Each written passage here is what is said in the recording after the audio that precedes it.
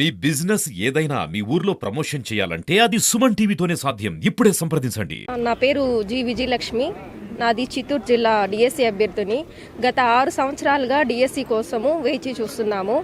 అక్టోబర్లో TET exam అనేది conduct చేశారు. దాని తర్వాత నవంబర్ 6వ తేదీ డిఎస్సి నోటిఫికేషన్ ఇస్తామని చెప్పారు.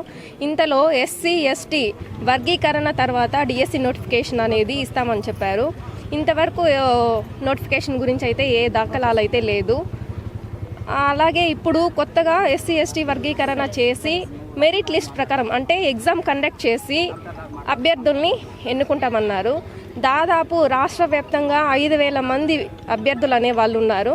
కొత్తగా ఏం చేశారంటే 2 days బ్యాక్ ఒక 3,800 మెంబర్స్ని మాత్రమే సెలెక్ట్ చేశారు వెబ్ ఆప్షన్స్ ద్వారా. అది ఎలా సెలెక్ట్ చేశారంటే 22 టెట్ మార్క్స్ని లిస్ట్ బేస్ చేసుకుని అంటే లిస్ట్ అనేది సెలెక్ట్ చేశారు.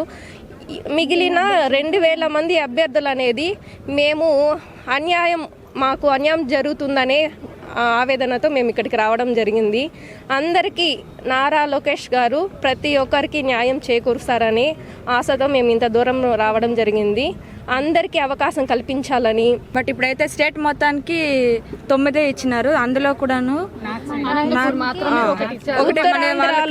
రాయలసీమ వాళ్ళకి మాత్రము ఒకటి మాత్రం అనంతపురంలో మాత్రమే ఇచ్చినారు.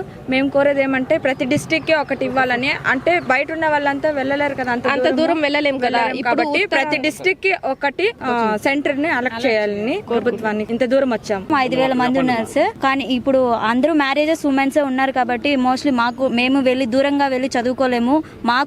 మాకు దగ్గరలో ఉన్న ప్రాంతంలో మాకు అవకాశం కల్పిస్తే మేము చదువుకోగలం అనేసి మేము కోరుకుంటున్నాం సార్.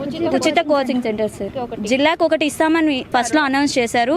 ఇప్పుడు ఏమైందంటే స్టేట్ మొత్తానికి కలిపి 9 మాత్రమే ఇచ్చారు. అది మన దురదృష్టం ఏంటంటే రాయలసీమకి ఒక్కటి మాత్రమే అనౌన్స్ చేశారు. ఆ ఒక్కటి అనంతపురంలో ఉండడం వల్ల మేము వెళ్ళలేకపోతున్నాం. సో మాకు ఒక మంచి కోచింగ్ సెంటర్ని చిత్తూరులో ఉన్న వాటిలో మాకు ఏదో ఒకటి ఇవ్వాలని కోరుకుంటున్నాం సార్.